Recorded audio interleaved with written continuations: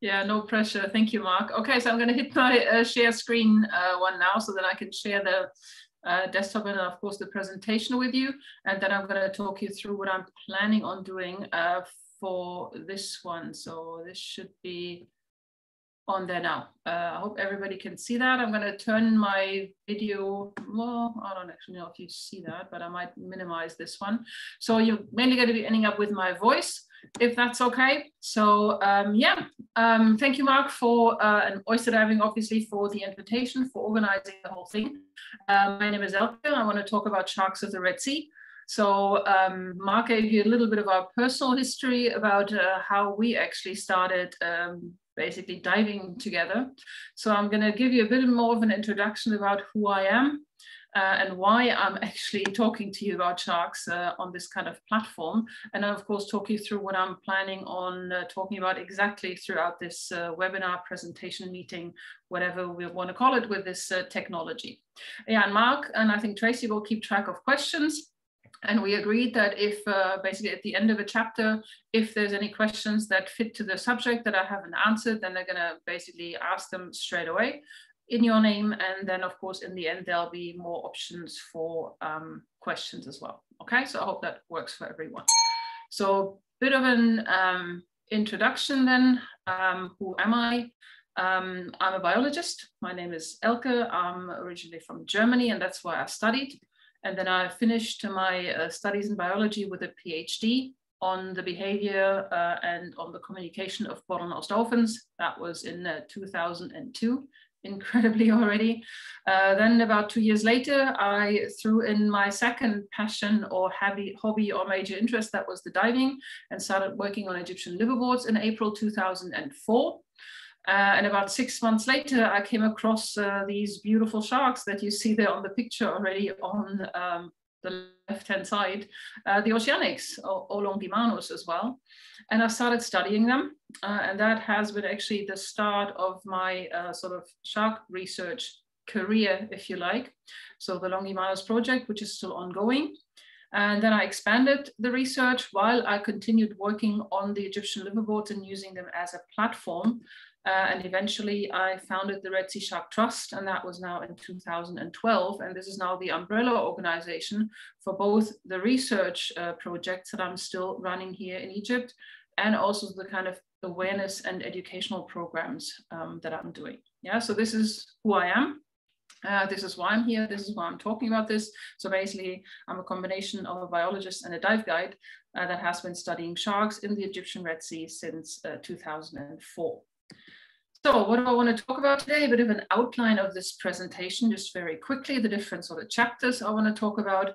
I want to introduce you or give you some details on the most common Red Sea shark species. I'm going to focus on the ones that you have a realistic chance of actually seeing when you're coming on a liverboard.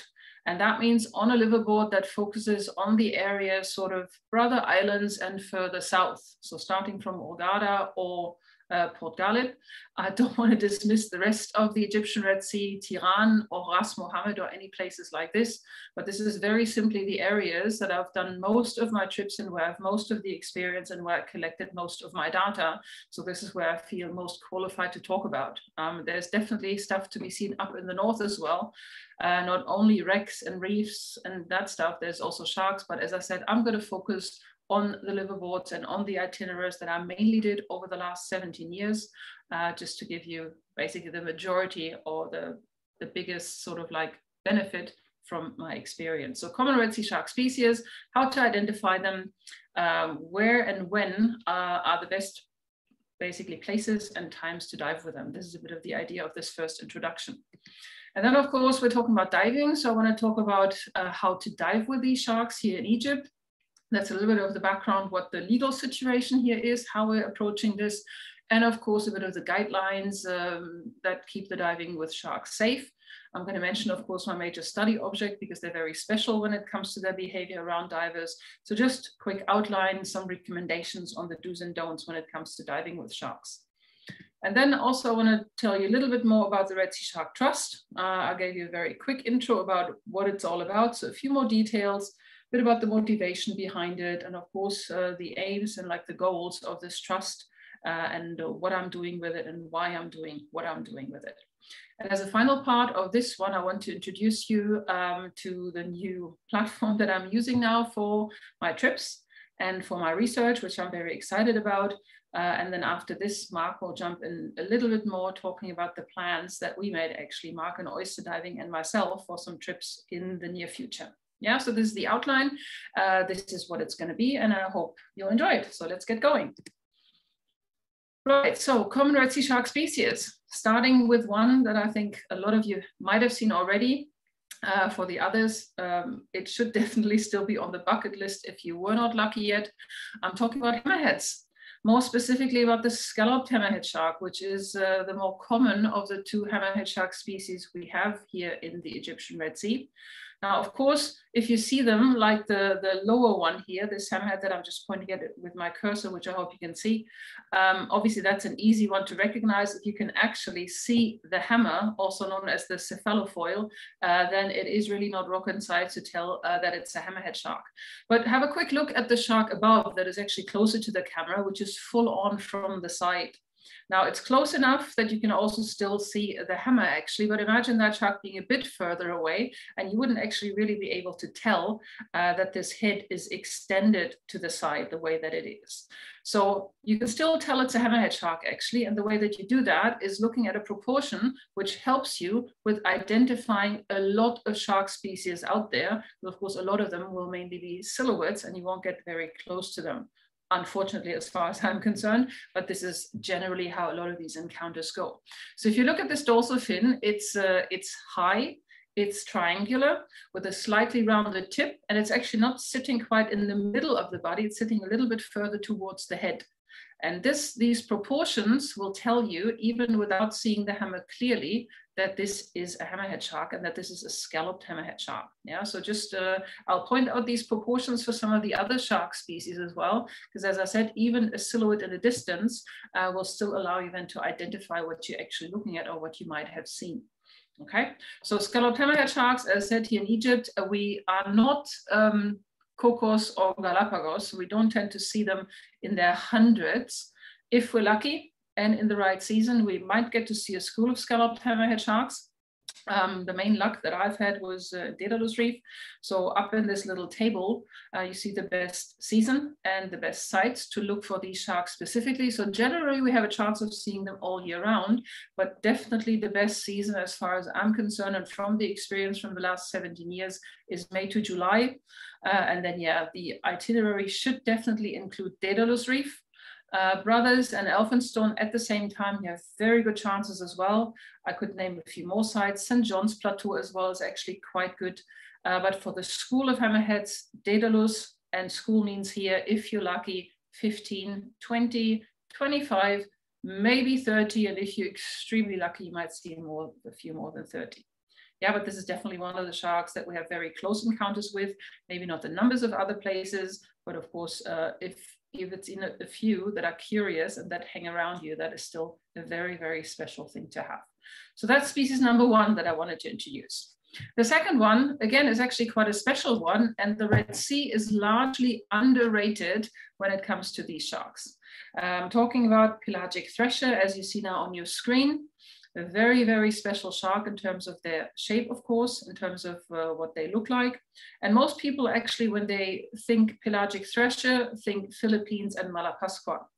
That is the prime site where people are traveling and where they have, again, very high success rate of seeing these sharks. But actually here in the Red Sea, we're also quite lucky with them generally. And of course, this is a shark, I don't even really have to show you, that is extremely easy to identify.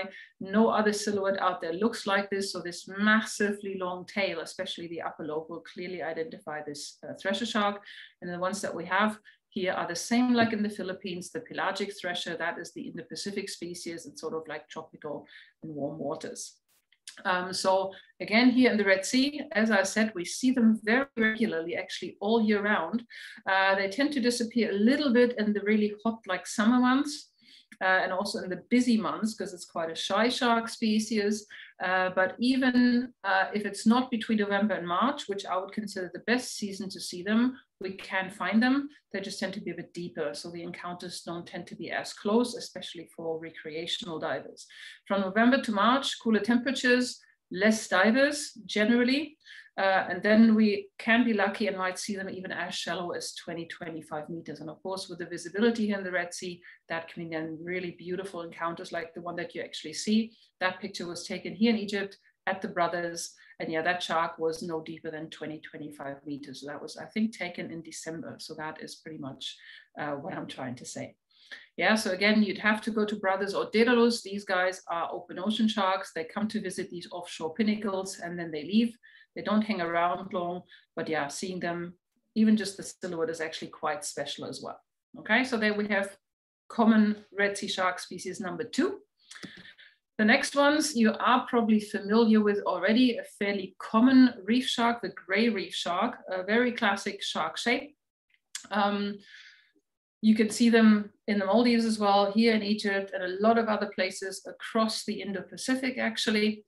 And the main criteria to be sure that you see a gray reef shark is this black bar all along the tail. That's the only reef shark that has it to this extent. Here in Egypt, you can also use the first dorsal fin, which has a white tip on it. In some other populations across the Indo-Pacific, the dorsal fin might be all gray. So the sure criteria is the black bar along the tail. These guys, as the name says, are reef sharks associated with reefs, especially with drop-offs, because that's where they find their food. And this is a shark that likes current. So a bit tricky for us potentially, but the stronger the current, the more likely we are to find them. And that also explains why the main places that we see them are the Brothers, Daedalus as well, and in the right season also St. John's. And again, season is not very clear. It seems to go mainly along the water temperatures, like with some other sharks. So from October to June, we can see them. July to September, the water tends to be a bit too warm. So this could mean that they're just deeper and we don't see them, or a little bit further out. That's of course difficult to tell, but they're much more difficult to find, much more difficult to encounter in the hot summer months, basically, with the maximum water temperatures that we have. But from sort of, yeah, in the meantime, so October to June, the chances are high. May to June, especially also then on the St. John's Plateau. Yeah, so again, for season and for sites, this is where you should be. And again, that goes obviously, this is liveaboards. This is all places that daily boats cannot reach. Now, just in case you're interested, the picture actually that you see there, this is a quite special situation. The animal in the foreground, the larger one, is a female, and she looks quite battered. And that is an indication for courtship and mating behavior to go on. And that's actually exactly what's happening in the picture, because the animal in the background, the much smaller one, is a male, and he's basically trying to court this female. And that in sharks involves quite rough behavior, including biting and trying to hold on. So while the exact mating in sharks is often very secretive and rarely observed, but these so-called nuptial bites that are a result of this activity can be a very clear indicator that it's happening or has just happened. So if you ever come across a shark, especially a female with scratches and bite wounds like this, then she probably was the focus of a few males because it was mating season. Yeah, so this is in this case for the gray reef shark. And now number 4, I'm including one that we on liveaboards, especially in the marine parks and at the drop-offs, are actually not seeing that frequently, but it is sometimes occurring there, and it is the most common reef shark of the whole Indo-Pacific region, which includes the Red Sea. That's a white-tip reef shark. Yeah, so this one is, again, if you look at the proportions of the body to the dorsal fin, this is one where you can work with this very easily, even if you see them in blue water, because this is a very slender cigar-shaped body, and it has a small triangular dorsal fin with a white tip on it. So this is something that you can use to identify the shark, even as a silhouette if it's free swimming. The reason why the marine parks and the drop-offs are not the best place to see them is exactly the behavior that you see on this picture, because white-tip reef sharks actually spend their days lying around on sandy bottom, underneath overhangs, sometimes in caves or just under table corals, because they're resting. And they prefer to do this rather shallow. So of course, sandy bottom in the marine parks very often only starts very deep and is a very steep slope, which is not really what these guys are looking for. So it's not the first or most common shark species we see out there, but we do have overhangs with sandy patches underneath, even at the brothers. So even sometimes we do see these sharks there. So if I give you a best time and the best sites from the places that we're generally or regularly going to, it would be the St. John's Plateau, because there is not only drop-offs there, but also some nice shallow coral gardens and reefs where these guys are living. But actually this is a shark species that you can also see fairly regularly when you're just doing daily diving trips, or if you're starting trips from Hurghada, you're going up to the north, this would be a shark species that you can come across actually all year round. Yeah, so that's one to look out for as well. I think now we're at number 5. This one basically finishes the regular sort of like sharks that are connected to reefs. It might be drop-offs, but rather connected to reefs. At least this is the activity that brings them in so that we can see them close to the reefs. And now there's another 2 that are a bit different, and that will also result in a slightly different sort of diving behavior with them, which I will come to in the next chapter. Of course, I'm talking first of all about my major study subjects, the oceanic white-tip shark, a very notorious shark, if you like, very often described as dangerous and aggressive. And for those that have been with me before, I much prefer the descriptive terms of being self-confident and inquisitive. So these guys are actually one of the attraction points of going here on Egyptian liveaboards, especially of course for shark lovers. Very, very, very easy to identify. Major features: large rounded first dorsal fin and very long pectoral fins, also with a rounded tip. These long pectoral fins have given these sharks their scientific name. The word longimanus is actually Latin. It means long hand, and that is a reference to these pectoral fins. The other way to recognize them is by these actually very conspicuous color markings on all their fin tips. And additionally, also, where do we find them? They're very, very shallow normally. They're very interested in human activity, including the liveaboards and the zodiacs. So very often you will actually see these sharks before you're jumping in the water, because they're right around the boat that you're just jumping in the water from. So this is a very, very special thing about them as well. Okay, so these guys, they have normally a very clear season.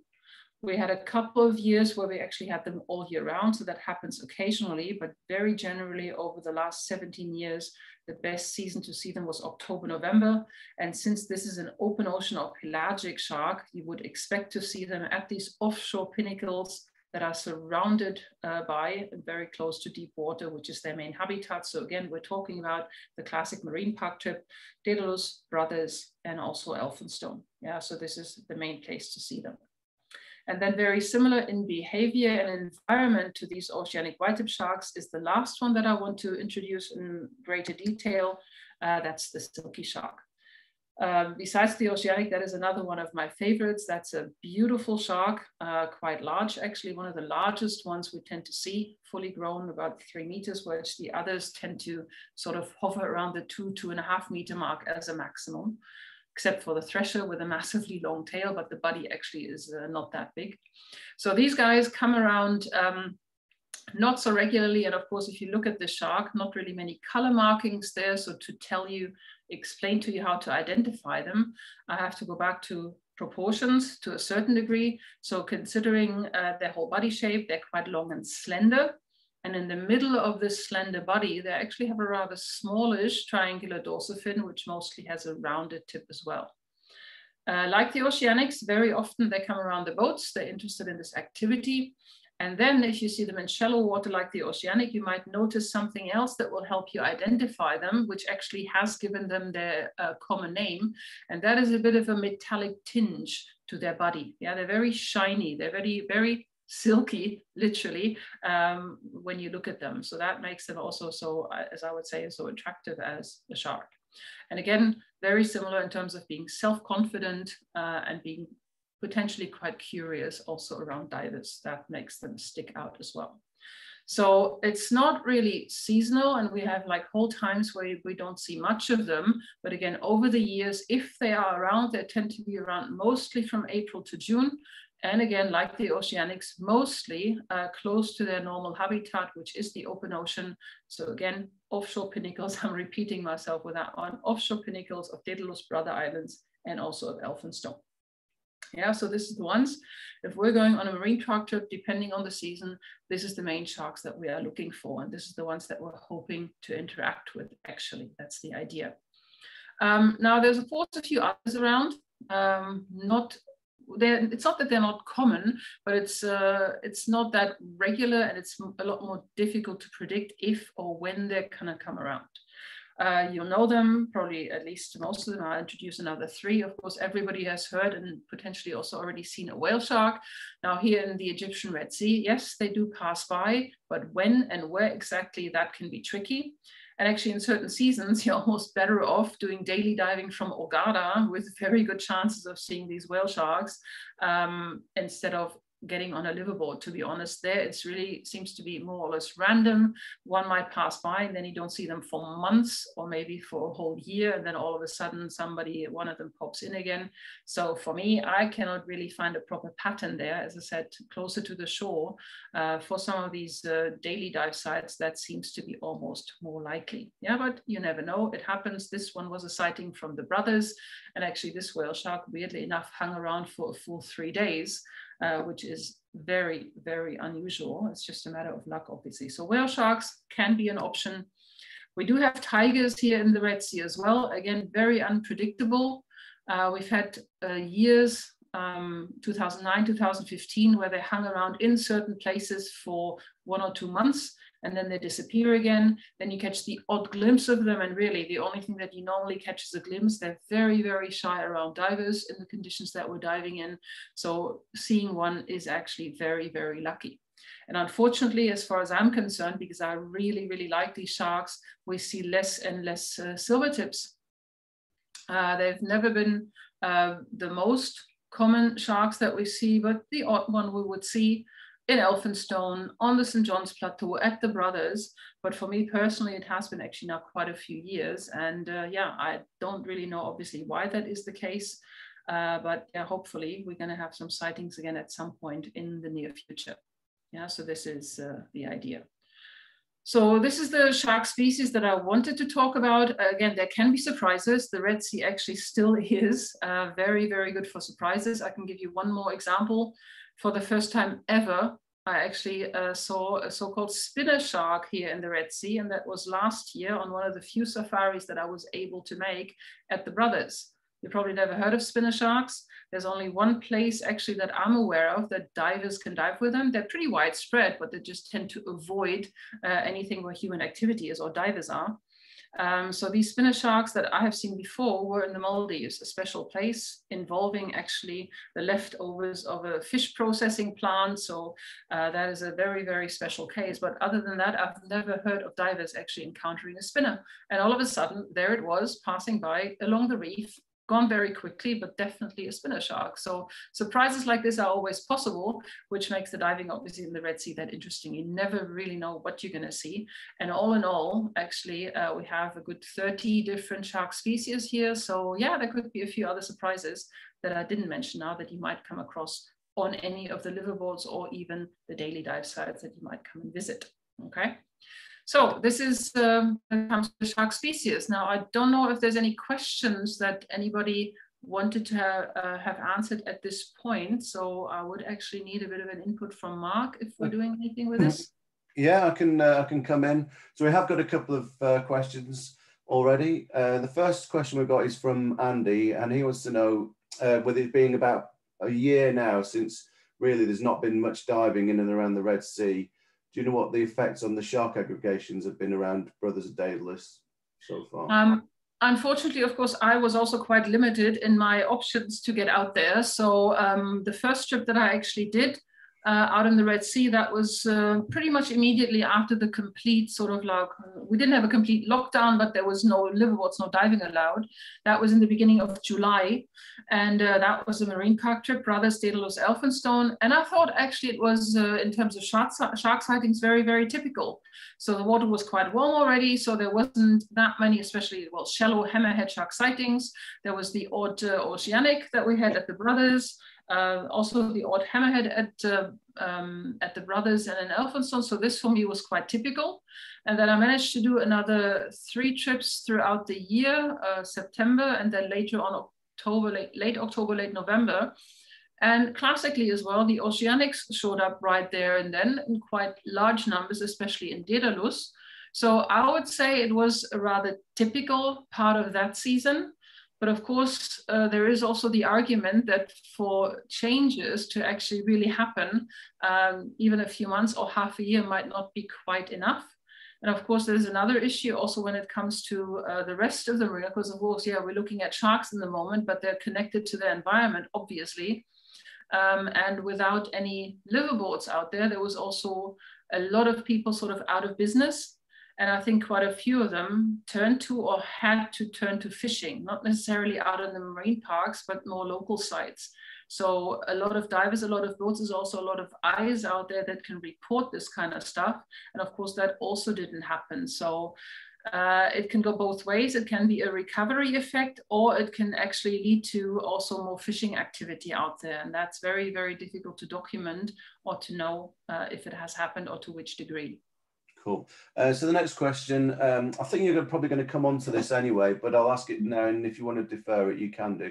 So somebody wants to know if there's anything that divers can do or avoid doing to antagonize or upset sharks, or might make them more aggressive.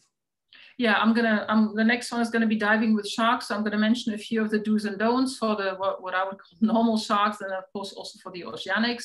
I'm going to do this in rather broad strokes. So if there's still any questions open, I would say we ask this after the next chapter, and then I can go into more detail if that's cool. If that's one. Yeah, so I think the other questions, apart from one of them so far, you'll cover off. But one question, which is quite a nice question, is how about black tips? Can they be found in the Red Sea? Well, officially, yes, we have both. We have the blacktip reef shark and then what a lot of you call the oceanic blacktip. On the liveaboards, blacktip reef sharks, we basically don't see them. This is a rather coastal reef shark species. We have the classic sort of shallow nursery grounds in the bay. So actually some of the camps and some of the house reefs, if they have like these shallow lagoon reef tops, they see them. And in some of them, they will then also see the odd adult on their dives, but this is more the daily dive operators that get lucky with those. And for the oceanic blacktips, I've only ever really heard of reasonably regular sightings around Ras Mohammed. That's the only place where I've ever seen them, although I'm really not diving up there that much, which is why I'm not really talking about the sightings up there in great detail. But even there, for the last few years, the sightings of the blacktips, oceanic blacktips, has been very rare from what I understand up there. So if they report any sightings, as far as I'm aware, it's like hammerheads off the back of Jackson, the odd grey reef shark in Tirana as well. Maybe the odd tiger, especially for tech divers, but oceanic blacktips I haven't really heard of a lot for a few years, unfortunately. Cool. Okay. I'll let you get on with the rest of the presentation, and then we'll go through some more of the questions, because I think a lot of these you will cover off anyway. So. Okay, cool. So then I would just check in with you again after the next chapter if there's anything more about the diving with sharks and stuff. Okay. Sure. Okay. Thank you. All right. So then let's talk about diving with sharks. So especially, again, I'm talking about diving with sharks in Egypt now, because even in some other countries here in the Red Sea, that might look and go slightly differently. And you understand why when I'm just continuing now. The main thing is actually that here in Egypt, we're looking at natural encounters with these wild predators. And what that means is it is illegal here in Egypt to chum or bait or feed sharks. Now, I'm not saying that these rules are always stuck to. By most people they are. Sometimes there's some unintentional sort of rewarding of sharks. But okay, generally, we're not taking part in like planned baited dives or chumming sharks. That obviously has a few consequences for these encounters. It means, first of all, it's a lot less predictable what we're going to see. But of course, on the other hand, you can argue that what we actually do see is more special because there's no incentive to lure these predators in. They're coming on their own volition because they're interested and because we're not doing anything to chase them away. Yeah, so obviously without an incentive and without really attracting them, we also need to be a lot more careful with our behavior so that we're not actually sort of spoiling the encounters ourselves. And from this point forward, I'm going to split what I'm saying now into basically two parts. For the first part, I want to talk about how to dive with what I would say like the normal sort of like reef sharks, and I'm putting them in. So I'm talking about the ones that I mentioned, like the hammerheads, like the pelagic thresher, and of course on the right side you see a gray reef shark. So with these guys, we actually have to be quite careful because generally they are quite easily intimidated by human activities, by the presence of humans. And that is again, yeah, because of activity levels, because of noise levels as well. So activity means basically your movements. Are you very active? Are you moving your hands a lot? Are you also after like breathing a lot, which is obviously goes to the noise factor already, but noise also can go into the direction of people that are having any noise making instruments, rattles, shakes or anything. Now, I appreciate that they can be very important in getting somebody's attention. And of course, I'm not saying do not carry them, but when it comes to using them on sharks that are approaching, you might actually chase them away. Yeah, they might be quite shy. This can be especially true for the thresher sharks. Thresher sharks tend to be quite timid. Some of the others are a bit more tolerant, but generally your best chances of having a bit of a longer encounter or of at least making these sharks comfortable enough to hang around and continue with what they were doing is really to be as quiet and as calm as possible. Yeah, just that's recommendation number one. And of course, that also entails that you do not rush towards them or chase after them. Again, we're visiting a wild predator in its natural environment, so we want to have as little negative impact on them as possible. And quite frankly, sharks are top predators in their environments, and they're not used to being charged at or followed. And to be quite frank, and yeah, excuse my French, it scares the shit out of them if something our size is charging towards them or chases after them. So what you will do, if you're that person that for whatever reason just is so tempted and tries to get closer, what you will do is you chase a tail of the shark for a couple of seconds, then it will disappear, not come back. And potentially the people that are behind you or with you will not even have seen that tail, yeah, because it will be gone so quickly. So try to resist the urge. It comes from, yeah, interest, excitement, and I get that, or just the urge of getting a little bit closer for a camera or something like this. But yeah, it can actually finish what could have been a much longer encounter very, very quickly. Yeah, so try to be careful with that one. And then the last point that I want to make, just as I said, very broad and general strokes, try not to harass them or disturb them in any way. Now you probably think it'll be difficult anyway, so superior, so much faster, so much more maneuverable than we are. So especially when it comes to disturbing them, I'm talking about one actually specific situation where this is important. These guys are not so much the hammerheads that you see the picture of there on that screen, but the threshers and the gray reef sharks. They're known to come to the reefs and to spend time in certain areas for a purpose, and that is to be cleaned. Actually, if you look in detail on this picture of the thresher shark, that little spot there next to the lower tail is a cleaner wrasse, because that is a thresher shark that was actually being cleaned. So these little cleaner wrasses are joining the sharks that either stop or swim in very slow circles around a specific area, and then they clean them of skin parasites, stuff from their gills, or even cleaning their teeth. Yeah, so this is the idea. Again, I'll show you two examples what this can look like. Left-hand side, I'm using my cursor, I didn't put any other markers in. Left-hand side, this little ledge here, you see the cursor, that is a cleaning station in the north of Small Brother, that in the right conditions we can dive. It's about 37, 38 meters deep. And what you see here is two gray reef sharks. This one stopped against the current, has its mouth open and a cleaner wrasse cleaning its teeth. And the second one is lining up to do exactly the same thing. And on the right side, this is Big Brother Island. And what you see in the corner is the coral mounds on the southeast plateau of Big Brother Island. Two threshers. The threshers are generally not stopping to be cleaned. They just swim very slow circles of figures of 8 around these mounds. And again, allow the cleaner wrasse, to join them to clean them. So if we behave the wrong way there, then this will never happen. So that means if we sit on top of the cleaning station, hover on top of it, or hover all around it, we're going to block basically these sharks from coming in there. Or if we see this kind of activity happening and we go towards it and go too close, they will leave and potentially not come back and miss out on this cleaning service, or they simply come back when we're gone. And that means we're losing the chance of seeing something actually quite special. Yeah, it's a really nice sight if you get to see that. And especially if you look at these threshers, more than one of them, that is really, really beautiful. And they're really extremely elegant when they just slowly circle around you there against the blue water. So this is the kind of disturbances that we should try to avoid, basically encouraging these sharks to get to do what they need to do and what they want to do, and to be able basically to do that and continue with what they're doing without us making it impossible by harassing them or disturbing them. Yeah, so that would be the general things for what I would call these normal sharks. And as mentioned, there is specific things and extra things to be said when we're talking about diving with the open ocean sharks, most namely with oceanic white tips, and also to a certain degree the silkies. Now, why is that the case? Why are they different?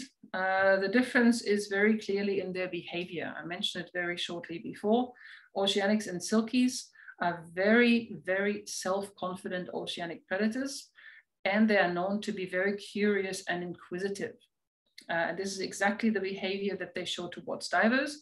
It is the behavior that makes them successful open ocean predators, because the open ocean is a very difficult environment to survive. So they cannot really afford to let any potential food source just drift by. Yeah, so they're investigating almost anything. They're approaching, unfortunately, also fishing activities. They approach diving activities, the vibrations, so the sounds, the smells of what we do, that all can attract them. They hang around, and that means they will also encounter divers in the water. And unlike other sharks, they're not timid, not at all. So this actually can lead to very, very close encounters, which is awesome. But of course, it's still a very close encounter with a wild predator. So certain precautions, certain guidelines need to be followed to keep this safe. Now, I'm still actually the first defender of saying that these sharks per se are not dangerous. They're not interested in harming us in any way. But again, it is a large and very capable large predator. So of course, potentially there could be dangerous situations with them. Most of them start because of the behavior of the humans involved. So there are certain things that you need to know and that you need to be prepared for to try to keep this safe. Because of course, it's also very, very clear, if anything goes wrong in a close encounter with a shark like this, it will go wrong for the human involved and not for the shark. In the big picture, it goes terribly wrong for sharks, of course, but that's not really what we're talking about today. So the guidelines that I want to talk about can actually all be pretty much summed up under one headline, which might sound a bit weird to you, but it does make perfect sense. And that is that you have to avoid behaving like potential prey for that shark. What does that mean?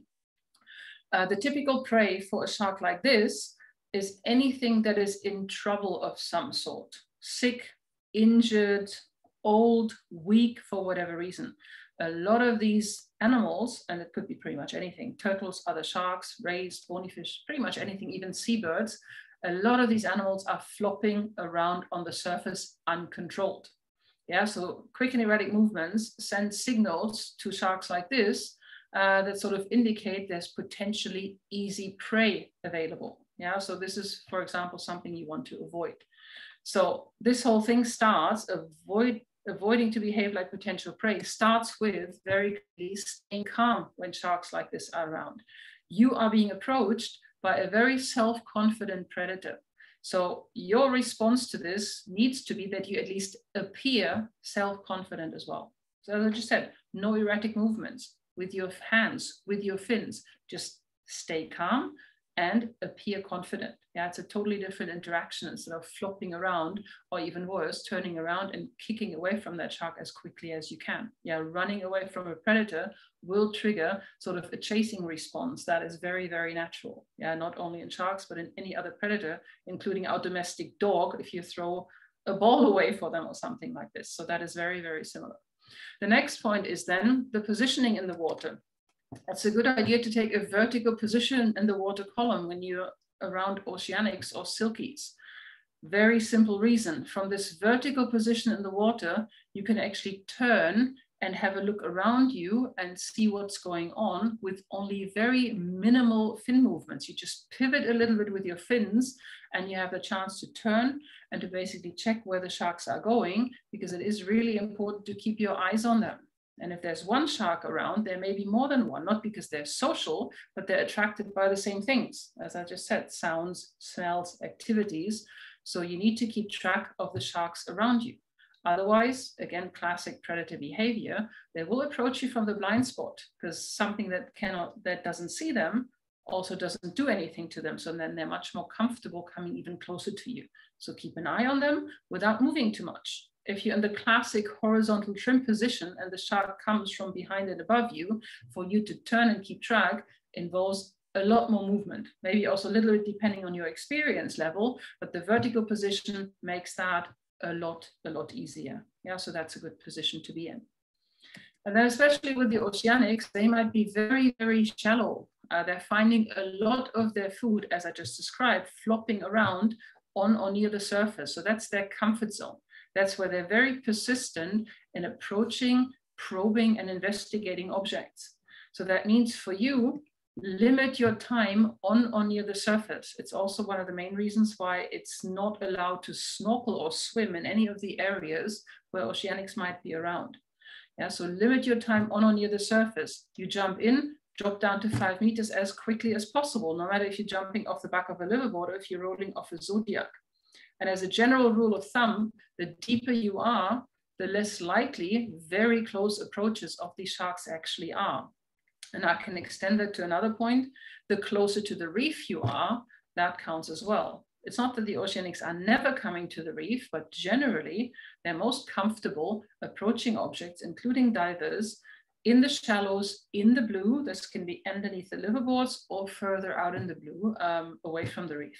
Yeah, so the depth is an issue, and staying close to the reef is also a potential way to avoid them.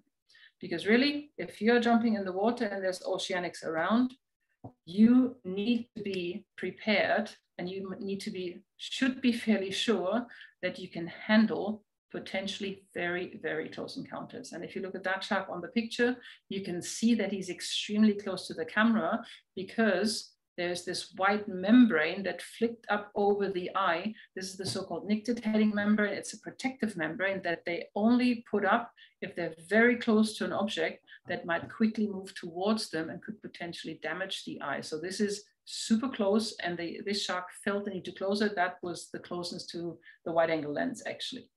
Yeah, but that is like a 2-meter animal that is pretty much in touching distance from you.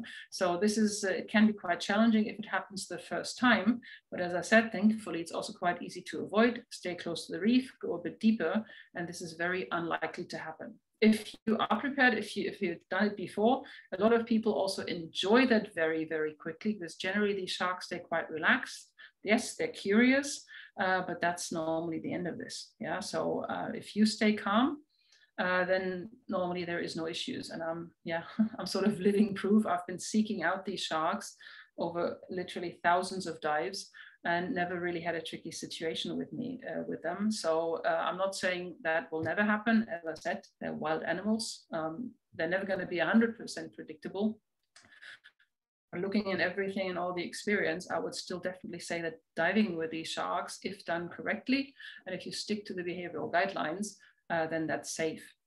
And of course, I just gave, as I said, the broad strokes for all this. If you go on a liveaboard and there's the potential to see oceanic white tips, then the guides should and mostly will give you much more detailed briefings that are also dealing with how to deal with Zodiac interactions, with a lot of the other practicalities that come actually with a diving operation around animals like this. Yeah, so this is something that they're all trained to do, that they all had seminars about. So hopefully they're all applying the knowledge that they were given so that these dives and the divers can stay safe with these sharks. Yeah, so this is the idea. But there's the different things depending on which shark you're meeting. You need to be prepared, and you should know what the do's and don'ts are and what the guidelines are. Yeah, so this is just roughly what I would recommend. So then I go back to Mark. Did that answer most of the questions that came in that you mentioned, or is there anything else that I should talk about? No, I've got a couple more questions for you, if that's okay. Yeah, sure. So Paul Bryden wants to know if it's worth visiting south. He's been everywhere else, but is there any shark encounters further south? So Rockies, Sabergarden, around there. Well, Rockies Sabergarden is pretty much the same sort of like height, just a little bit further offshore from St. John's. So definitely May, June, the time that we have like the chance for larger pelagics in St. John's as well, because mainly of water temperatures, would also be a good time to visit Rocky and Zavargad. There's a good chance in that season down there also for encounters with oceanic mantas, not sharks per se, but same family, and obviously also an attraction point. And also for the last few years, actually, Rocky and Zavargad had quite a lot of oceanic sightings in the right season, which was October, November.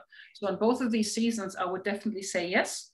So there's also the potential for big stuff. And also, to be frank, it's also amazing reef quality down there. It's one of the least busy areas, actually, for whatever reason. There's a lot of sort of like nationalities that I don't know, are not really aware, or it has never been really properly promoted. I always loved going down there because I never really saw more than 3 or 4 boats there, even in the main season. Near Rocky Island, beautiful coral walls, pretty much like the Brothers, maybe not entirely as overgrown, but definitely very similar to it.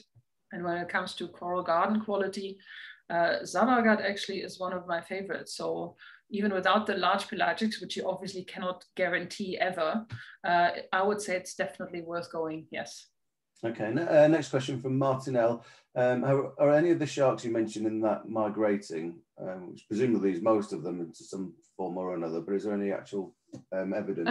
Not really. I mean, obviously the Red Sea is a bit of a special sea when it comes to that, quite narrow, very long, and then this very narrow gap at the south. So, I mean, for the whale sharks, I would say yes, although the research into this has just started, to be honest. That just do all the ID catalogs and trying to follow individuals around, which I'll explain. I mean, the general method I'll explain here in the last chapter. For the oceanics, actually, I've only had 1 shark that actually went from Egypt to Sudan so far. And generally in the south of Saudi Arabia and in Sudan, there's not really oceanic white tip shark sightings. So I wouldn't really call it migrating. I would say maybe some seasonal movements, but I would say most of the populations of sharks that we have here are probably staying roughly in the same area. And if we're talking Egypt, that would be northern central Red Sea.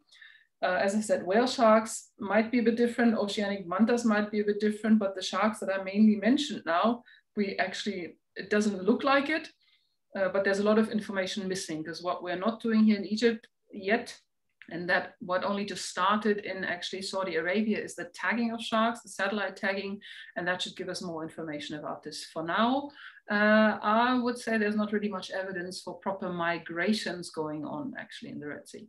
Okay, cool, excellent. So next question, do any of the species prefer strong currents or lack of currents? Yeah, I mean, with the grey reef sharks, I would definitely say strong currents are preferred. I mean, they're actually using the day to rest along the reef, but they're not stopping to rest like the white tips. So actually the white tip reef sharks. So for the grey reef sharks, just cruising in current actually is very easy for them, because obviously it's very energy efficient. They're not really using any energy, and it gives them the chance to properly ventilate their gills without really working for it, just hanging in the current basically. For the others, it doesn't seem to make a big difference. There doesn't really seem to be like current lovers. Again, hammerheads, they maybe have a slight preference for like sort of split points if the current is strong, because they generally want to hang out in the same area as a reference point, which is close to their feeding grounds at night. So let's say these coral mounds, like again, Daedalus, which is probably why they're there. So there might be a slight preference for current, but I wouldn't say for strong current. A bit of movement, I think, is better for them. For the rest of them, I mean, it's difficult to tell, because generally we don't really have much options to observe anything in strong current, because we're useless in it. So then we're just drifting along, whereas the sharks have completely different options. So exact preference there is difficult for us to judge, I would say. Cool, excellent. Maya prefers diving in rash guard and shorts, but is it better to wear a full diving suit when diving with sharks? I would say no. I mean, I can give you one very drastic example. I did my first baited feeding dive just a couple of weeks ago in the Bahamas, and that involved large tiger sharks. And the guys that were responsible to organize the whole thing, they were diving in board shorts and not even rash vests. So apparently there's no issues, even with tiger sharks that are coming in for a meal, or at least for a bit of chum. In that case, it wasn't really properly feeding them, to be honest. And also here in Egypt, I don't really see any issues. I personally prefer to wear like something long, like rash guard wise, not because of the sharks, but because there might be stinging plankton around. I mean, jellyfish in the Red Sea don't sting, but there's other particles in the plankton that might sting. So that's a matter of comfort. But for the sharks, it's absolutely your choice. Whatever you prefer to wear should not be an issue and should not make a difference. Okay, one of our slightly dodgier customers wants to know, are they interested in certain colours more than others? There's these rumors that have been flying around, the so-called yum yum yellow for fins, for example. From personal experience and also from what we know about at least some like vision details on sharks, color is not really a major trigger. A bigger trigger would be contrast, potentially. So if it's, let's say, yellow or white fins with black bars, in certain situations, which is in general mainly baited situations, feeding situations, that they might be more interested. But if I look at all the experiences with these highly interactive oceanic white tips, it's really not about the color of the fins, it's about how much the fins are moving. So if you have frantically kicking fins, they can be black, blue, green, yellow, and the sharks will be interested. And if these fins are not moving, they will ignore them no matter what color they are. So I would say generally the people can relax about this one. Again, it might be a different situation. You go on a beta dive with certain species where they recommend to lower the contrast that you're wearing. So it depends on the kind of dive and where you are. But for our natural encounter dives here in Egypt, I would say it doesn't make a difference. Okay, I'll ask you one more question because we've got quite a few more, but I know you've got quite a lot more to carry on with. So Daniel wants to know what you should do when dive guides or crew on your boat start feeding sharks, or just natural waste coming through from the kitchen goes into the water. First of all, feeding sharks, I mean, I would then tell them that you know that this is illegal and that it's actually also endangering people that might be in the water at the time. And they should all know this, because again, also all the crews have been trained and are trained.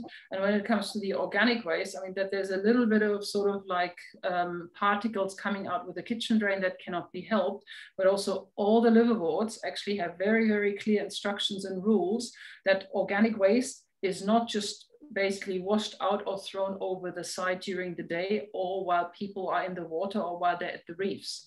So all the people on board should know that this is illegal. And if you notice this, even if you don't want to talk to them directly, there might be language issues, go to your guide, make them aware of it, and they should stop this immediately, because there's always the threat, even if other people see it, that don't just question them, they will report them, and then the fines will be quite drastic. Organic waste can be basically discarded on the boats, but there's special rules about it in terms of it has to happen basically in the night. And it has to be far away from the reefs in deep water. First of all, it's partially about the sharks, but it's obviously also partially, even if it's natural stuff, if you throw this out over a coral reef, it will clog corals because it ends up on them. So there's rules about this one for the protection of the environment in general, and to not actively feed sharks, especially close to reefs, close to dive sites, and close to the activity of divers. Okay, we have got more questions, but I'm going to let you crack on, but we will try and get back to the other questions later on, if that's okay. Okay, yeah, sure. So final chapter. Oh, we're getting a bit late, but okay, fine. Right, so a few more things about the ideas, the motivation behind the Red Sea Sharks Trust, and what I'm actually doing here when I'm out there on the boats, and not only out on the boats. I mentioned in the beginning, my starting point, obviously, okay, I'm by training a biologist. My starting point was actually really meeting the Oceanics after I had started to work here as a guide. Why the Oceanics? Well, with the eyes of the biologist, there's actually a few obvious things that are sticking out. Let's start to go back to what I just said about diving with them, their behavior. They're in shallow water, they're not afraid of people, it's the opposite. They're interested in basically exploring or investigating people and their activity. So you see them close, that's one thing. And then, paired with these conspicuous markings on all their fin tips, for a biologist that screams one very particular research technique, which is photo identification. So when I started seeing them in October 2004, 4, 5, 6 around, even underwater, you start noticing how different they look. And then again, that means you should be able to tell them apart, potentially even long term. So I started identifying these oceanics via these actually very individually different color markings. The main fin that I'm using is the first dorsal fin. It's the largest one. It's a fin that is not moving, so you get it at a good angle if that shark is just passing by. And over the years, actually, I got the confirmation that this is also one of the most stable markings that they have. Yeah, because the study's been ongoing now, going into year number 17. And I've had sharks that I haven't seen for years, and I never had a problem recognizing them as the same shark because of the stability and the uniqueness of the markings.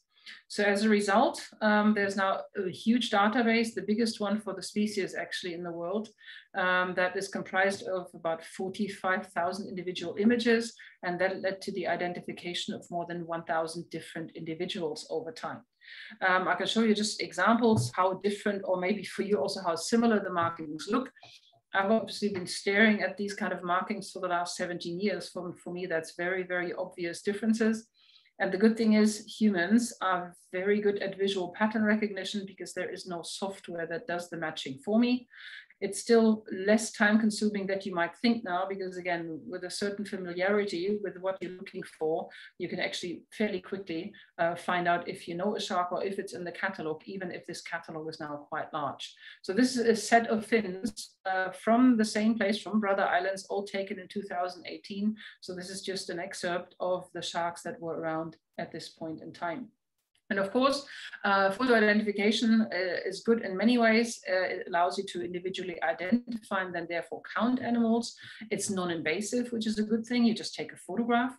And that also means you don't actually have to be a scientist to contribute to a study like this. So this is something that I think today is now fashionably called citizen science. Any diver in the water with a camera can help. The only thing that is needed to get some more information, not only the individual identification out of this, would be the place and the time that the picture was taken, so date and dive site. And then you actually can collect a lot more information. You will get residency patterns, you will get movement and migration paths for these oceanic predators, which otherwise you could only get with really, really expensive and quite sophisticated satellite technology. Yeah, so this has been actually a very, very sort of satisfying way to study them. I know that there's gaps in the information, but it still gives us access to more information that was ever available before on this scale. I can give you another 2 quick examples with like sort of tracks of individuals, of course not proper tracks, but just information on their sighting history. This is a rather typical one here, this map. First sighting of this female oceanic, September 2017 at the Brothers. Then the year after, and actually in the same year, a month later, or the 2 months after, she had moved to Elphinstone. That's a distance of about 110 kilometers. And then the year after, she was back in Elphinstone. And then another year later, so across then 3 years, she moved further south to Daedalus. Again, between Elphinstone and Daedalus is about 110 kilometers. So this is very typical. She's covering all the hotspots, close to deep water, in the right season that I mentioned before. So a very, very typical track of all the individuals that are recited over a number of years. And then there's also the atypical ones, and I'll show you one of those. That's one of my personal favorites.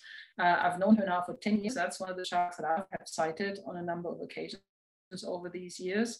So if you look at this map, look at where she's seen. That's much further south. Actually, most of her sightings over these 10 years are coming from the St. John's Plateau. Only one a little bit further north, which is still quite far south and away from the hotspots.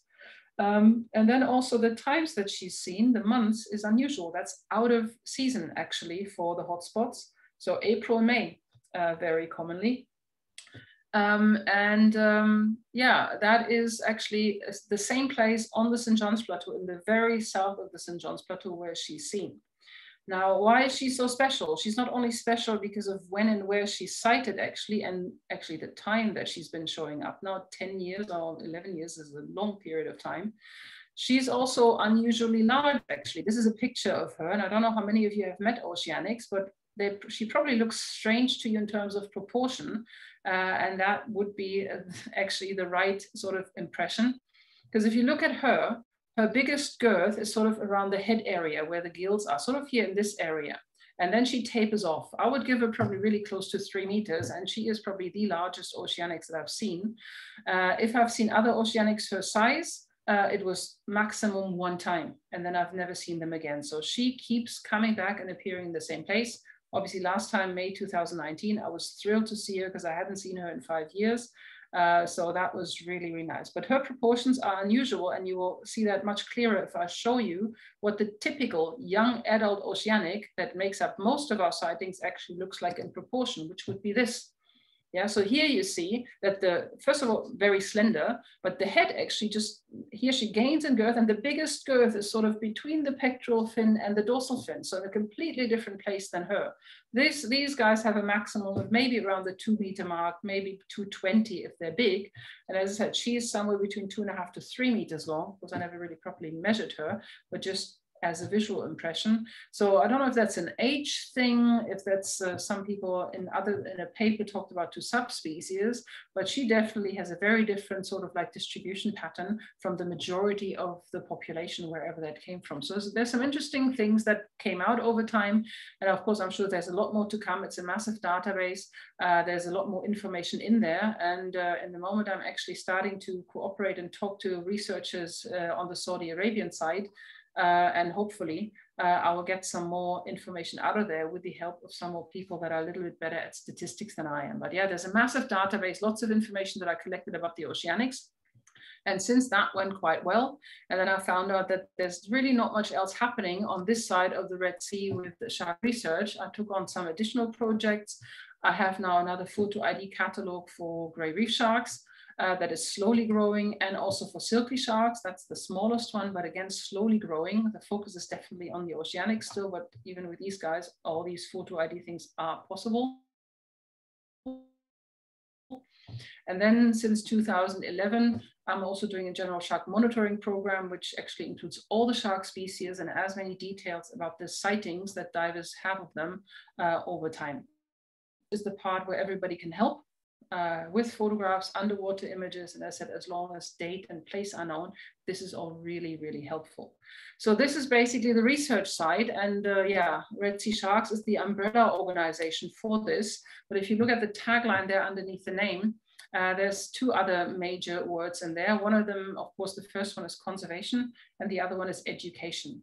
So obviously, sharks are seriously in need of more protective measures. We have been depleting them massively over the last few decades. But to really argue the protection of any species, 2 things are necessary. First of all, you need information, you need numbers. If you want to argue with lawmakers, or in this case, maybe fisheries representatives, you need to prove that something has happened, that there's a bad situation. And if you don't have the numbers, that is very difficult. Getting numbers for shark populations is very tricky. We don't have a baseline. We don't know where we started before industrial fishing started. And even today, numbers are difficult to get to because, yeah, these sharks are constantly submerged, highly mobile. A lot of them can be highly migratory. So to really get proper estimates and trends is very, very difficult. So anything, any information collected in whichever way, if this is now with sophisticated methods or with something as simple as underwater pictures, can be helpful for that and can give you like information in your hand that you can use. And of course, the other thing is, if you want to protect anything, you need people that are interested in protecting it. And of course, sharks have a massive image problem. And to motivate people to protect something that they're even irrationally afraid of is very, very tricky as well. So this is where education comes into play. I'm mainly looking at this from the point of educating divers or raising awareness among divers. Now, some of you might say, well, you're preaching to the choir. Maybe to a certain degree, but on the other hand, this is the people that need this information to carry this out to other people, the people that don't have the privilege of meeting these animals underwater. Maybe because they cannot or because they don't want to, doesn't really matter. So for me, divers are actually perfect ambassadors to get this information to a larger public. And that's why I think the divers that come into liveaboards, when they're actually looking for sharks, this is a very good moment to actually give them all the information that they need so that they can spread the word. Yeah, so this is the idea. So this is basically the idea of Red Sea sharks, collecting as much information as I can with the liveaboards as a platform, and to use this also as a platform for awareness and educational programs. And all of this is to help actually to push shark conservation. That's the main idea. And of course, the liveaboards, we do normal trips. We do trips, I'm guiding in the north sometimes. But of course, I try to focus on the areas where I can see sharks, where I can collect information on sharks. And then, of course, I also have people that are most likely open to listen to some information about sharks. So this is for these dedicated shark weeks that I'm doing, that I have been doing now for the last, I think, 14 or 15 years. This is the idea. And what I've told you about today is a bit of a combination and a bit of a summary of the different subjects that I'm talking about. One of the biggest subjects normally on a liveaboard in a week like this is shark conservation. So there's obviously a whole lot to talk about, and as I said, a lot of information to give to people so that they can spread the word about this one and what can be done actually. So yeah, very shortly before we come to the end. So as I mentioned, I'm working on a new vessel now that I'm very excited about. So I have a new platform. I'm involved in managing the boat and a bit of marketing the boat as well, and hosting trips and guiding trips. And obviously the dedicated shark weeks will be happening on this boat as well. So just a few pictures, maybe as a bit of a teaser and maybe as a bit of motivation to join me on board. The boat is called Scuba Scene. She's 43 meters long, 9 meters wide. It's a steel hull, so she's very stable. She's very comfortable. She's beautifully laid out. And most importantly, as far as I'm concerned, is that the diving activities are supported well. So that spacious dive deck, everything can be stored safely. Of course, nitrox, all that is on the boat, all that stuff. And then also we upgraded the large speedboats that we have, so we can comfortably carry to quite a large range divers with their equipment. We have a comfortable ladder that is in place, so also getting out of the water can be done efficiently and very easily, which again helps very much when we're talking about oceanics in play and wanting that people limit their time on the surface. The equipment is safe on these Zodiacs, so that is obviously very important for everything diving related. And also, of course, for me, talking about educational and awareness programs and presentations, we have a super spacious salon which actually doesn't have only one screen that you see there, but on the other side, there's a second large screen. So wherever you are in the salon, you can very comfortably actually follow the presentations and the information that is given. So this is the new boat. There's, of course, a lot more details available for those that are interested. This is the website. There's another couple of more interesting links that we can obviously spread around. So this is the new idea. And this is also the boat that Mark and Oyster Diving and myself have planned a couple of concrete trips already now for the near future. Well, as near as we can, because obviously we're all waiting for things to normalize and for traveling to open. And yeah, this is my introduction of the boat. I'm excited to work on her, and yeah, hopefully you're going to join me there at some point. And basically with this, I'm going to give it back to Mark. I think he wants to mention a few more details about the trips that I planned. And then I guess there's a few more questions. So I'm going to leave you with this screen for some more links, which we can pass on as well. And then, yeah, for now, I'll give it back to Mark. Cool. Thank you, Elke. That was fascinating. So we'll do a few more questions in a minute. I think we're having one or two people dropping off now just because they've got young children. So before any of the youngsters do disappear off, one of the things that we've been talking to Elke about, which would be fascinating to do if we can, is doing a sort of family-orientated liveaboard down in the Red Sea. So we wouldn't be able to go to Brothers or Daedalus just because of the experience levels that you need as a diver, but we can do some of the more, pristine reefs. And Elke can do more talk about sharks and shark conservation with things on that as well. So if you are interested in doing that, so we're potentially looking at possibly May or October next year, please drop me an email to info@oysterdiving.com, or you can just go to our website and you'll find our contact details there, which is just oysterdiving.com. We're also looking at doing a group trip as well. So for people who don't know Oyster, we do pretty much everything. So we're a dive school, but we're also fully bonded travel agent and tour operator as well. So we're really excited to be getting involved with Elke. And as I say, we've been doing Red Sea shark trips with her for 10 years plus probably now.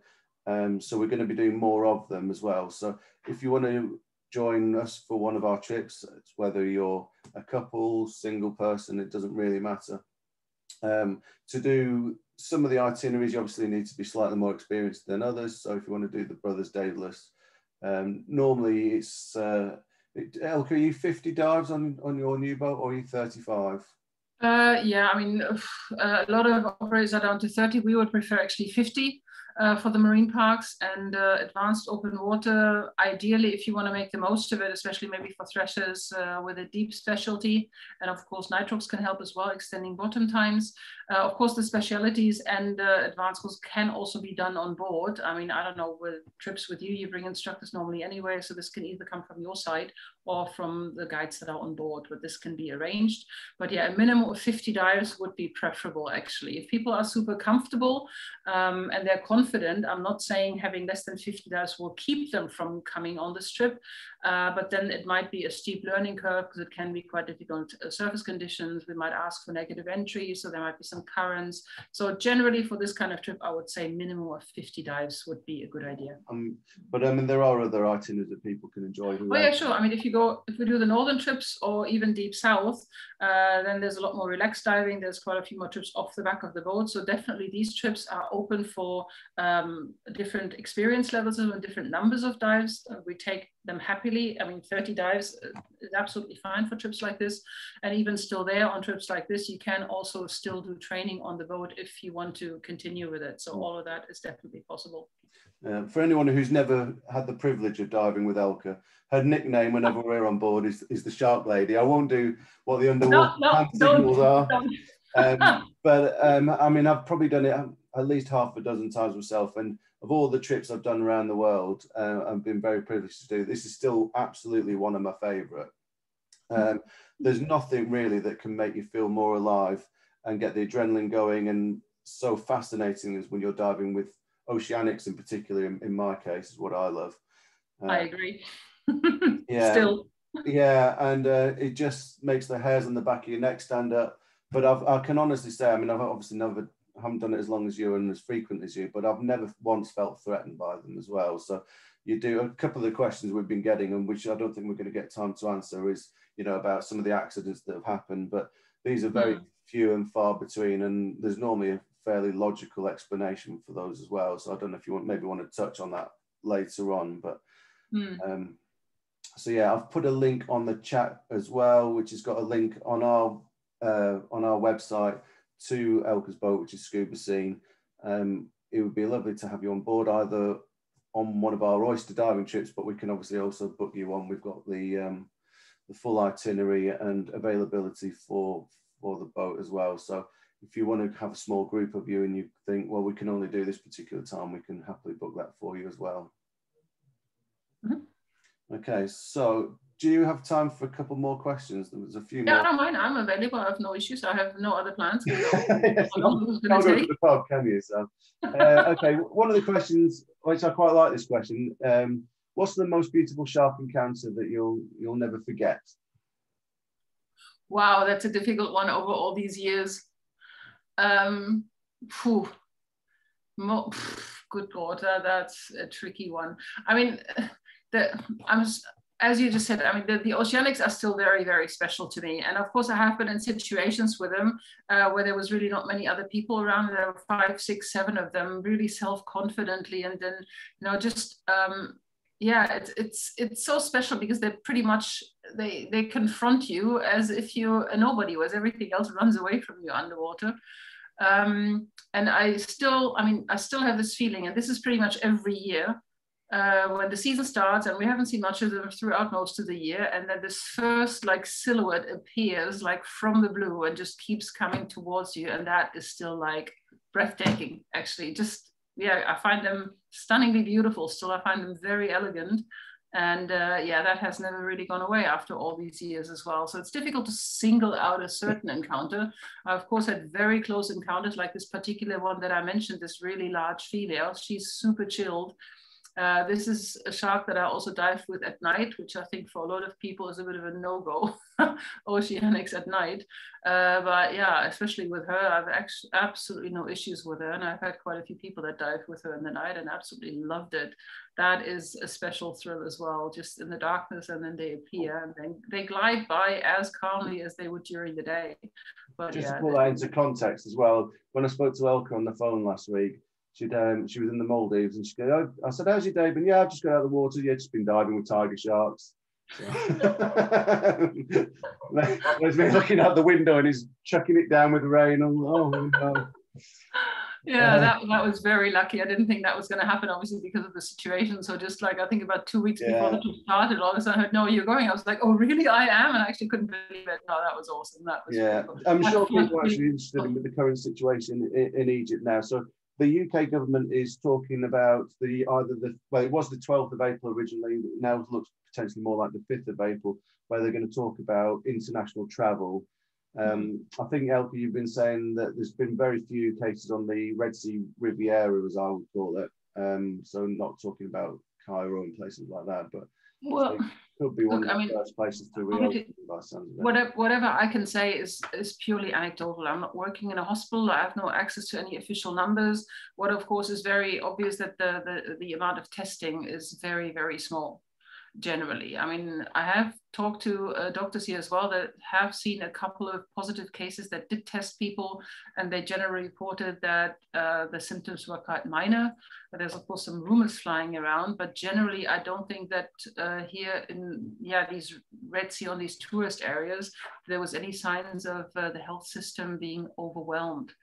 And in other places, as you said, it's difficult. Generally, there's a lot of question marks behind the numbers that are published here from Egypt, and nobody apparently really knows what's happening.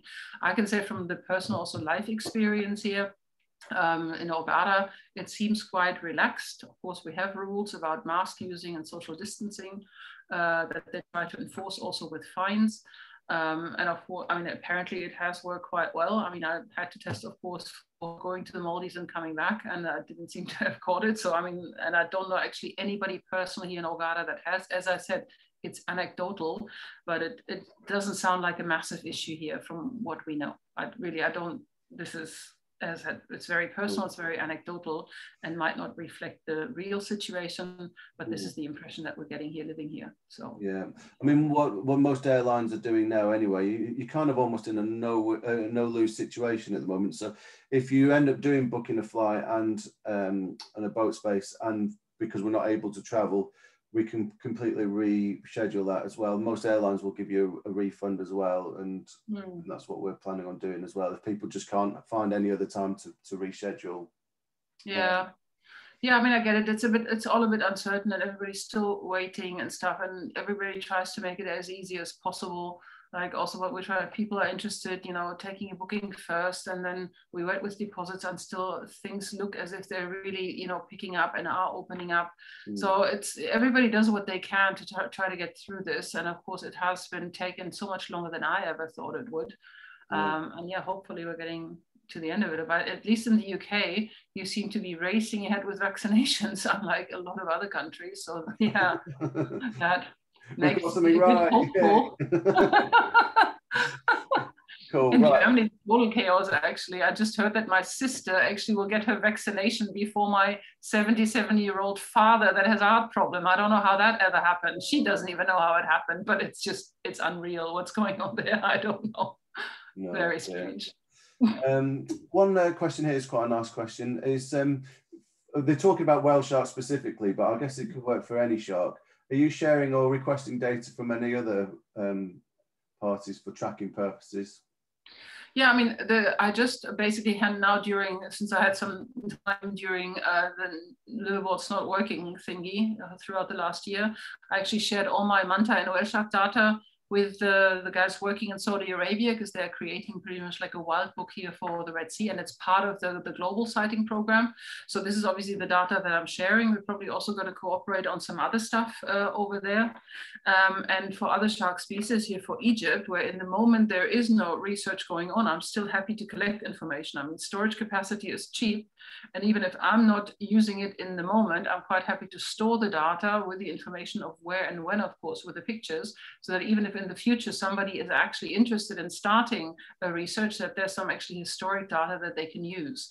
So I'm pretty much open with Red Sea sharks to collect any kind of underwater sort of images of sharks that can potentially be identified.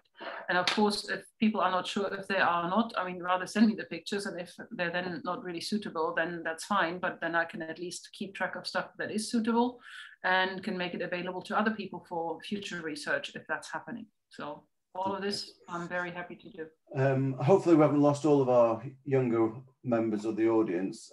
So nice question here from Katia is, what advice would you give to a young enthusiastic who's 13 years old and wants to study marine biology and specialize in sharks? What did you do? I mean, what did you do 5 years ago, Elke? Well, yeah.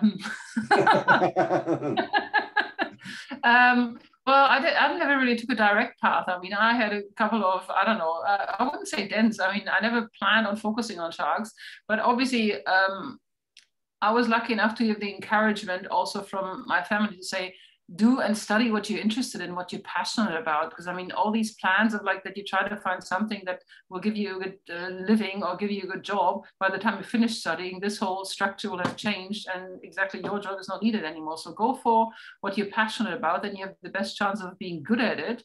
And then of course, it also doesn't have to be about the money, as long as you can make a living. I mean, if you think about what I'm doing now, a dive guide. I have a PhD, but I'm a dive guide. But again, it pays my bills and it allows me to do what I really want to do. And of course, I still feel privileged that I can put the two interests or hobbies together, biology and diving. So in the end of the day, if you're really passionate about something, no matter what happens, but you're probably going to find a way to make this work. If that's now the direct path of marine biology or of diving, or if you go through journalism and writing books, or if you're just being affiliated with researchers, you're going to figure this out. And also studying biology, I can only say, it's so diverse that you might actually, when you start studying, find something that you find more interesting. I wanted to study marine biology and ended up with studying animal behavior and communication, which I then used for marine mammals. So there's so many different ways of getting where you want to go. Just be open for this. And yeah, go for it. If that's what you want to do, go for it. Do you have any information on the breeding in the Red Sea, you know, where the breeding takes place, or where they're born, or anything like that? Again, this is one of the very one of the very interesting questions that we don't know for a lot of shark species all around the world, and that includes the Red Sea. Now we have ideas for some of them. I mentioned when the question came, the black debris sharks, shallow nursery grounds, and sort of like lagoons and shallow reef tops. But for the oceanic sharks, I mean, this is still very much unknown, even for iconic species like great whites or whale sharks. And of course, with oceanics, we're not much further. I am quite sure that they're breeding in this area because of the simple fact that we see pretty much all age and sex classes where we're diving. We don't see the newborns. Probably the youngest oceanic that I came across was probably around about 2.5, 3 years old, if you look at the growth rates, which makes sense as well. Newborn sharks, especially predatory sharks, should not hang around with the adults. So again, some sharks do shallow nursery grounds, so the newborns are so shallow that the big ones cannot maneuver there. But of course, for an oceanic shark, that's not really an option. So one of the speculations is that in sharks like this, the separation happens via the depth, that maybe the newborns spend their time much deeper than the adults to avoid being eaten by them. And that also would explain why we don't see them, not in the first 2, maybe 3 years. But where exactly that happens, I don't know. I mean, in an ocean or in a sea like the Red Sea, which generally stays reasonably same temperatures, I mean, not exactly the same, of course, but in terms of the thermoregulation, there might not even be a proper mating and breeding season. There might be 1 or 2 peaks of the mating. So I've seen pregnant oceanics, but not enough of them to really sort of be able to tell when exactly they might be giving birth. So, and then of course you see them and then you don't see them for a long time. So I don't know. Okay. Karen wants to know what the life expectancy is for an oceanic. Oceanic, I think the estimates in the moment are in the range of 35 to 40 years, which is pretty typical for like one of these sort of requiem sharks of that size. And of course, for other sharks like whale sharks, I think estimates in the more were at 120, 130 years. So much, much more. But yeah, generally for the sharks that we're looking at, sort of gray reef shark, maybe about 30 years, oceanic, sort of 35 to 40 years. Okay. Tony says he's got a photo of an encounter with a white tip at Furry Shoals, and presumably there's quite a few people watching who've got photographs of oceanic white tips. Are you interested in having them, and if so, what should they do with them? Well, if it's videos, it could be easier to send them via things like WeTransfer or something to upload them, because obviously, ideally, I get them the highest possible resolution, especially with videos. If I have to work with screenshots or something like this, then it's easier to see the markings. Anything like this, I'm very interested in. As I said, the only thing that I would need, actually information-wise, is the date they were taken, the place they were taken, and ideally also the full name of the photographer. So this information goes, I'm not publishing the pictures, I'm using the contents basically of pictures and videos for the database, but then photographers can actually check on my website how many different oceanics and which ones were identified from their footage. So you can, pictures you can email to info@redseasharks.org or to elke@redseasharks.org. And as I said, if it's video files, then maybe upload them for free on WeTransfer, or if there's Dropbox folders that you send me an invitation for to the same email address, info@redseasharks or elke@redseasharks.org, all that can be arranged. You can contact me on Facebook and we can arrange for a transfer, anything like this, but I'd definitely be very interested in getting this information and using it for the database, yes. Cool. Our dodgy customer is back again. There's been a story in today's news, which is actually very sad. We did drop a note on our Facebook page earlier today about it as well. And saying that it's looking like the Maldives are looking to illegalize shark fishing again. I saw this today. Oh yeah, God, it's shocking. Shocking. I mean, as far as I've always found out recently, that sharks are worth more alive than they are dead these days. But is there anything that we can do as shark advocates to protect them? You know, do you know of any petitions yet or anything like that we can do? I mean, I will share a petition. Actually, I just got the address sent again. I will share this tomorrow on Red Sea Sharks. That's for the European Union. When it comes to basically holiday destinations, I'm sure that also very soon, because this just came out today, that's very, very recent. So I would be surprised if there's not very soon a link so that you can actually actively send emails and messages to the Minister of Tourism in the Maldives to make it clear what your motivation is to visit the Maldives. Because in the end of the day, they're depending on tourism, which is why they became the second country in the world in 2014 to protect all their sharks and rays. So this step backwards, I don't understand. I don't know, I mean, who came up with this? Because in the end of the day, as you said, there's a general understanding in countries that have a thriving diving and snorkeling industry based on pelagic encounters, that these animals are worth so much more alive than dead. So much more. There's some numbers out for the Bahamas, for Palau, where they actually did proper studies, but even just from logic, I mean, I think the fins of a gray reef shark are worth to the fishermen, wherever you are, maybe about $10. Yeah, but thinking about that, a gray reef shark lives 30 years, is pretty much resident in the same place, and keeps attracting tourism and tourists for 30 years of its life if you protect it. That is not really rocket science to understand that this is so much more money than $10. That's ridiculous. Yeah, it is ridiculous. So I hope that, I mean, know that there's very active groups in the Maldives as well. So I would say give them the time to get organized. And again, if I hear something that there is links, then it's about really bombarding the government there and try to make them understand that if they allow the fishermen to kill these shark populations, they're going to lose a lot. They're going to lose a lot of tourists. And I don't think that the revenue of these dead sharks is going to make up for this. Yeah, no, I totally agree. Martin wants to know, is the white pattern on an oceanic white tip on the left and the right sides of the dorsal fin exactly the same? That is a very good question, and I have to say, unfortunately not. It would be handy if it was, eh? It would be awesome. I mean, that's why the idea of the Silkies is so much easier, because you can use the notch pattern. They don't have color, and obviously notch pattern doesn't matter if it's left or right. Yeah. The color patterns, unfortunately, are not the same. So ideally, I get both sides of the same individual.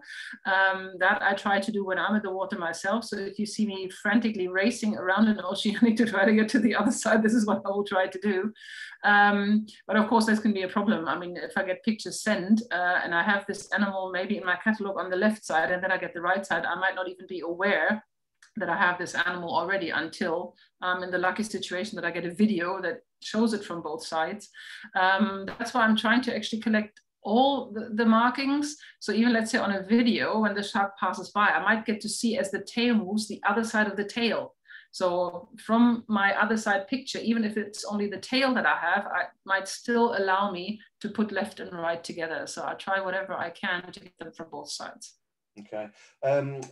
So shark related question. When do you tend to see the most mantas, and whereabouts? Manta season, I would say mostly. I mean, we had unusual years, but mostly this will be sort of like May, June time. And then we're talking about St. John's Plateau, including also then further out like Rocky Zabalgat if you're lucky, and also in Dedalus at this point there can be quite a few mantas around. And funny enough, the mantas that we see here in Egypt are all oceanic mantas. I've never seen a reef manta, which is the more common manta in the Maldives, obviously. So then you tend to see oceanic mantas. But yeah, so I would say best chances, maybe April already, but May, June. And of course, the odd one might pass by at other times, but better chances at this time of year. Okay. I don't know who this is from because it's anonymous, but other than sending in photos, are there any other ways we can help volunteer to help the Red Sea sharks? Well, I mean, that is a very obvious one, and probably not one that is a good moment, but of course also donations are helping. I mean, in the moment, again, I'm in the situation where I need to replace camera equipment, even for me to take pictures, because obviously I use stuff quite heavily over the years. So all this stuff that I can update and that I can have the proper equipment to take photographs, to do that kind of thing. So financial donations are always welcome. In terms of other volunteering systems, it's something I'm going to look into, because I had questions about this also from some guests that I had in the Maldives last month. Having now like a different platform, being able to use Scuba Scene, I hope that I can maybe by the end of the year can also think about another volunteer program so that people can come and support me maybe with some data analysis. And then if, depending on where they do this from, that I can also might have a place on the boat. So maybe for like an internship thing again. So that's something that I'll be looking into. And of course, if I get a chance to do that, and if I get this organized, then I will post the details. And then if people have time that they can basically help me with, that might be something interesting for them then. Cool. Question that I can probably answer actually. Are flights included in your safari trips, or are these booked separately? So as a fully bonded tour operator, we can book flights, or if you want to just book the boat only, you can do that as well. If you're not based in the UK, then you would have to go to another tour operator in your country. So I'm not sure what arrangements you've got with those sort of IELCA, but if you book directly with Scuba Scene, then obviously they can't do the flights because you have to be atoll rated. Yeah, exactly. We're back down to our last question, I think now. So when is the mating season for silkies? And I think it's a tricky one. I mean, again, we actually here in Egypt, we see normally the fully grown silkies. I mean, the other day somebody said they saw a younger one, but generally we get the full grown adults. And I think they're coming up from the south, because the main hotspot for silkies is further south in the Red Sea, and that counts both for the Saudi Arabian and the Sudanese coast. And there also they see larger aggregations of juvenile silkies. So what it looks like to me is that we have the oceanics, and then further south they have the silkies, and that's potentially also where breeding and mating is going on. But I have not really seen any information that anybody actually researched this, or if they know any details about this. Like I said, for most other sharks, the whole mating and breeding is a bit of a black box still that we don't know much about. Mm-hmm. Cool. So I'm going to ask the very last question actually. Katya again would like to know what age you can do it from. So if I answer part of it, and then you can answer it from the Red Sea perspective. So you can learn to dive or do the junior open water course from the age of 10, Obviously, between 10 to 12, you're restricted on depth to 12 meters. Once you get to 13, you can go to 18 meters, but you are still restricted to 21 meters until you reach 15. We were talking about a family trip earlier on, where we can have. So one of the things you've got, if you've got a child on a trip with lots of more experienced divers, one can upset the others, which is why we're looking at doing a family trip. So we would probably start at maybe 13 for that particular trip. Have you got, if people wanted to book independently, Elke, what's the minimum age you would take on the boat, or is it just purely down to experience? Yeah, it's down to experience and also what people want to do. We had a question of somebody that wanted to bring a younger child, not even necessarily even for diving or getting it in the water. And then, of course, it's a matter of the guardianship and the safety on board. So as long as one of the partners is staying on board with their child, because obviously that's not something that we can give to any crew member that we will take over, then we would be open for younger children as well. And when it comes to diving, really, it's a matter of experience and of guardianship. We had dive clubs that brought minors with them. And even if the parents are not there, then the group leader or the dive center owner is signing the guardianship. So as long as the legal side and the responsibilities are clear, I would say it depends on the diving experience. If it's about actually diving with us, with the group, with their guardian, and if it's about younger children, it's about making sure that they're safe on the boat and that they're not getting bored out of their skull and they cannot leave the boat. Ideally, for diving, it's about the experience. Yes. Okay, cool. So that comes to the end of the question. As I mentioned earlier, this is actual session has been recorded, so it's going to take ages for it to save and do things like that. But I'll stick it onto our YouTube channel. I'll send you a link, Elke, so you can send it to your community. I'll also put a link on the Oyster Diving Facebook page as well. So if anybody wants to share it or watch it back again, or do anything with it again, or see their questions being answered again, then we can do that. But in the meantime, I've had quite a few people just saying thank you very much. They found it massively interesting. I've had a few friends texting me as well saying that their kids have found it really enjoyable as well. And they want to know if they can start seeing sharks in the UK as well, which is quite nice. So. Well, there's more than most people think, and obviously with the changes in water temperatures, there might be others coming in. So yeah, brace yourself. So yeah, why not? We do a couple of shark trips in the UK. We do the blue shark trips, Cornwall. We're doing that in August, and we have done basket shark trips before as well. So. That might actually get me in the water in the UK as well. So maybe we can talk about that. On behalf of everybody, Elke, it's been massively interesting and really, really good. So thank you very much. And I'm sure lots of people will be going off telling all their friends to look after sharks. And we'll put the link out for the Maldives fishing policy on our Facebook page and as many places as we can, just to stop the ridiculousness again. Yeah, absolutely. Cool. Right, thank you very much for organizing all of this, Mark. Yeah, I was going to say, is there anything you want to say before I stop recording?